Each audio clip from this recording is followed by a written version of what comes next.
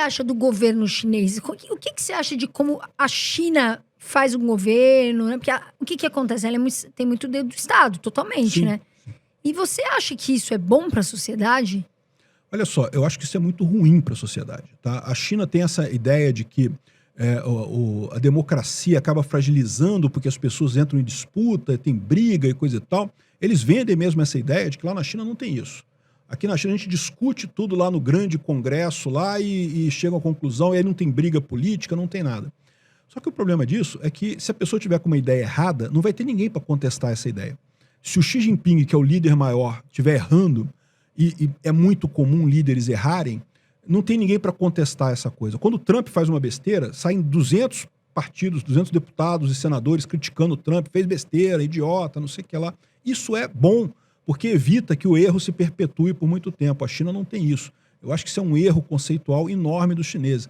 A democracia parece mais frágil, porque tem essa briga, tá o tempo todo brigando e coisa e tal, mas essa briga é justamente o que garante que não vai ter um cara errado que vai durar um tempo infinito lá e vai acabar ferrando com o país completamente, né? É porque assim, a gente vê a China, o que acontece? Ela tem uma super tecnológica, tem gente que viaja pra China, nossa, super tecnológica. E realmente, Sim. isso a gente tem que afirmar que a China ela é muito tecnológica. E por que eu penso isso? Porque eles não votam lá. A população não vota na China. Então fica só na roda ali, que nem você falou, né? Na roda, vamos dizer, dos grandes ali, grandes que eu falo que fazem... Partido Comunista Chinês. Partido Comunista. Então, o Kobori veio aqui, o qual eu respeito muito, o Kobori e o Elias Jabbour, também respeito muito, e falaram que para os chineses eles não se importam muito com essa questão de ter liberdade. Isso de fato faz sentido? Não acredito nisso. Todo mundo gosta de liberdade. Essa ideia de que o ser humano, os orientais eles são diferentes do ocidente, os índios são diferentes dos brancos. Não tem isso, cara. Todo mundo é a mesma coisa. A minha visão é diferente. Agora, o que acontece ali foi o seguinte, por que o povo chinês tolera esse tipo de coisa? Porque a verdade é que o Partido Comunista Chinês com o Deng Xiaoping, foi depois do Mao Zedong, né? O Mao Zedong foi o primeiro líder do Partido Comunista Chinês e foi terrível, ele implantou o comunismo, aquela coisa toda, o grande passo adiante que acabou matando milhões de pessoas de fome, coisa e tal. Quando o Deng Xiaoping assumiu o governo chinês, ele teve a ideia de implantar o capitalismo, né? A justificativa dele foi totalmente enviesada, né? Porque na época a União Soviética estava questionada, estava quebrando e coisa e tal. E a teoria dele dizia o seguinte, porque a teoria do Marx falava que o capitalismo é uma fase importante para você chegar no comunismo. E a China é uma sociedade que saiu da época feudalista, né, do feudalismo, e foi direto para o comunismo, por isso que deu errado, né? Então ele voltou atrás e decidiu fazer o capitalismo. Mas como que ele implementou o capitalismo na China? Ele realmente colocou um monte de liberdade econômica. Olha só, em termos de liberdade econômica para indústrias e coisa e tal, para lojas lá na China, é muito melhor que o Brasil. O Brasil é muito mais controlado. Lá só vê CLT. Lá na China não tem CLT. Você contrata, o que você assinou no contrato lá está valendo. Se você não gostar, você tem o direito de pedir demissão. E ponto, acabou.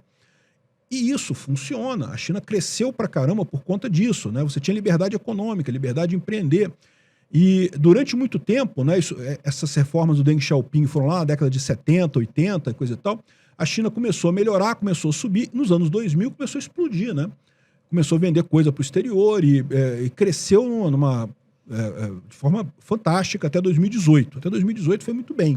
Só que aí esbarrou justamente no topo, porque você tinha liberdade econômica lá embaixo, mas você continuava tendo o Partido Comunista querendo controlar as empresas lá em cima, né? Toda grande corporação na China tem um assento do governo chinês. Mesmo Sim. empresas privadas lá, né, que Tencent, esse tipo de coisa, tem o cara do governo chinês que senta lá no conselho, que participa das decisões e coisa e tal, e que pode vetar coisa. Não vai, essa decisão não vai pra cá. Entre aspas, vamos supor, o Xi Jinping, que ele já tá lá há muito tempo, não dá. Vamos supor assim, ele não vai sair. Porque já teve algumas greves lá, enfim, ou brigas para que... Não tem oposição lá, né? Assim, não tem partido político, não tem eleição, mas tem oposição a ele, né? Tem o pessoal lá, eu não vou lembrar o nome do cara lá, mas tem um grupo de oposição dentro do Partido Comunista Chinês ao Xi Jinping, sim. Tem gente que quer que ele saia, né? Só que lá as coisas funcionam diferente, não tem eleição, né? É tudo decidido dentro do partidão. E o que aconteceu? O problema do Xi Jinping foi justamente isso. Esse crescimento, o Xi Jinping pegou o final do crescimento, né? E daí ele ficou numa situação que começou a parar de crescer a China.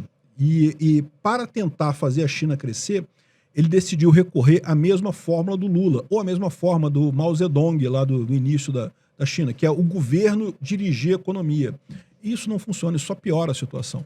Então ele entrou nessa armadilha de tentar usar o governo para recuperar a economia e está numa tragédia, né? O mercado imobiliário chinês está crescendo completamente lá. Você tem casos aí de dificuldade de emprego, falta de emprego, principalmente para os mais jovens, né? Tem que lembrar também que nesse meio tempo a China teve o bônus da urbanização, né? Quando as pessoas, quando uma sociedade deixa de ser rural e passa a ser urbana, existe um bônus econômico nisso daí, porque você recebe um monte de gente que está acostumado. A vida no campo é muito mais dura que a vida na cidade. Sim, com certeza. Por mais que a gente ache que não, que tem aquela visão idílica do campo, de você trabalhar na roça, na prática é uma vida muito mais dura do que na cidade. Então, quando a população do campo migra para a cidade, ela tem uma disposição para trabalhar muito grande. A próxima geração já não tem tanta disposição, porque já está acostumada com a cidade, já vê a cidade como normal, já vê como o quanto que você tem que trabalhar na cidade como normal. E o Brasil teve esse bônus da urbanização lá pelos anos 70, um milagre econômico, né? A população brasileira era até então muito rural e veio para as grandes cidades, e isso deu um boom econômico no Brasil. O Brasil melhorou, cresceu 10% ao ano durante um período significativo aí dos anos 70, né? Mas depois isso para. É um bônus que tem durante um período e depois para, porque agora a população já está na maior parte, já é nas cidades, né? Então já não tem mais esse efeito, né? E a China está passando por isso agora também, a maior parte da população está indo. E outra coisa que tem, um outro problema que a China está tendo é que ela perdeu esse bônus da urbanização ao mesmo tempo que está tendo o problema da fertilidade, né? Hoje em dia, a fertilidade, o número de filhos por mulher não chega à taxa de reposição. E aqui no Brasil isso é um problema. Na China é um problema muito maior, porque eles tiveram aquela lei da... Saiu até agora alguma coisa, né, que estava falando sobre isso, né? Havia a lei do filho único na China, né? Valeu durante um tempão, né? A China tinha 1 bilhão e tantos, 1 bilhão e 500 milhões de habitantes, e aí foi o próprio Deng Xiaoping que colocou essa lei do limitação de filho único, né? Isso foi uma tragédia na China, porque você começa a ter um monte de famílias lá que é neto único, né? Porque os pais só podiam ter filho único, aí os dois são filhos únicos também, aí só pode ter um filho também. Então você tem um neto único, né, que só tem os avós, só tem um neto daquela família, né? E outras consequências indesejadas também, né? Por exemplo, em muitas regiões da China, da tradição chinesa, é o filho homem que cuida dos pais idosos. Então, as famílias preferem ter filho homem do que filha mulher. Então, o que acontecia, infelizmente, em muitas regiões da China? Se nascesse uma menina, o pessoal deixava morrer de fome. Porque se crescesse a menina, não poderia ter outro filho. Deixava a menina crescer de fome e aí tinha outro filho, até ter um menino, né? E isso, aí você chega à situação de que tem regiões na China com proporção de 9:1 homem para mulher. Aí você cria um outro problema. Como é que você vai fazer agora para crescer essa população? Porque a mulher só pode casar com um cara, né? Sim. E aí, como é que vai ficar isso, né? Ou seja, agora que eles tiraram essa limitação, agora não tem mais, né? Você pode ter quantos filhos você quiser. Eu acho que está limitado a 3, tem alguma coisa assim, mas... Agora, a dificuldade do pessoal na China é convencer as pessoas a terem filhos, né? Porque isso piora economicamente a China. A China pegou essa tempestade perfeita, o fim desse bônus urbano e também esse problema da fertilidade por lá. Tem gente dizem, né? Oficialmente a população da China ainda é rival com a da Índia, de 1 bilhão e 400 milhões, 1 bilhão e 500 milhões, mas tem gente que diz que a China tem menos de 1 bilhão de pessoas. Que a desaceleração foi tão mais forte do que as estatísticas medem que já é muito menos gente que tem lá. Mas com tudo isso você ainda tem desemprego, ainda tem problemas e coisa e tal, ou seja, é um problema que a China tem. Como todo país, tem aquela parte que é a parte, vamos dizer assim, rica. Ah, sim. E a parte que é pobre, né? Que passa momentos difíceis, né? Como o Brasil também tem a parte rica e pobre, né? E aqui eu tô falando da China porque muitas pessoas no canal... Elas discutem muito isso, a China tudo, a China tal. Então é bom a gente ouvir, né? Pessoas que falam sobre pró-China e outras pessoas que, de repente, não concordam, para que, né? Sim. E você sabe uma curiosidade que eu estava lendo? E aí depois eu quero voltar para falar um assunto muito importante que me perguntaram.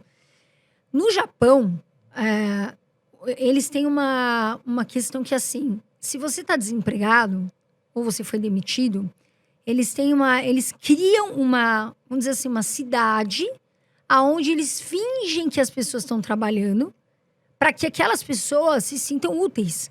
Porque os japoneses são muito criteriosos com essa questão de trabalho, de jornada, de tudo. Então, quando alguém é demitido, é como se fosse uma vergonha. Ou se ele parasse de trabalhar. Então, o Japão, ele criou uma espécie de um bairro, vamos falar assim, onde eles constroem um home office, isso é até uma curiosidade do pessoal.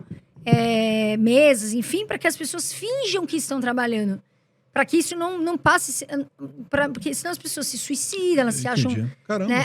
O Japão é muito rígido com essas coisas, né? E apesar de ser um país incrivelmente que eu quero conhecer, porque o Japão é muito educado, as pessoas são muito educadas, assim, você vê que o Japão é um país realmente...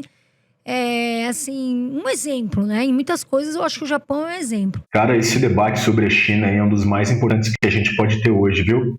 Porque, cara, tem muita gente na internet que fica romantizando o modelo chinês como se a tecnologia avançada fosse sinônimo de, assim, ele tem tecnologia, então o governo é bom. Pô, não é, né? A China cresceu de uma forma espetacular por causa do Partido Comunista, mas apesar dele foi o Xi Jinping que teve a coragem de implementar a liberdade econômica, de deixar o mercado funcionar, de deixar as pessoas empreender. E o resultado foi um dos maiores surtos de crescimento da história humana. Mas aí veio o Xi Jinping, que pegou essa China próspera e ele resolveu meter o Estado no comando de tudo de novo. Exatamente como o Lula tenta fazer aqui no Brasil.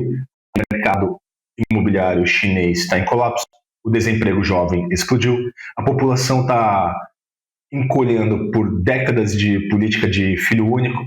É uma tragédia demográfica sem precedentes.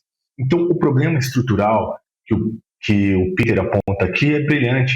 É uma democracia, quando o líder erra, aparece oposição e aparecem 200 parlamentares criticando. O erro é corrigido. Na China, se o Xi Jinping tiver errado, não tem ninguém para falar não. O erro se perpetua. E isso é exatamente o que aconteceu com o grande salto adiante do Mao, né? Que matou dezenas de milhões de pessoas de fome. Então, a ideia de que os orientais são culturalmente diferentes e não querem liberdade é racismo disfarçado de análise política. Todo humano quer liberdade. A questão é se o regime permite que eles a expressem.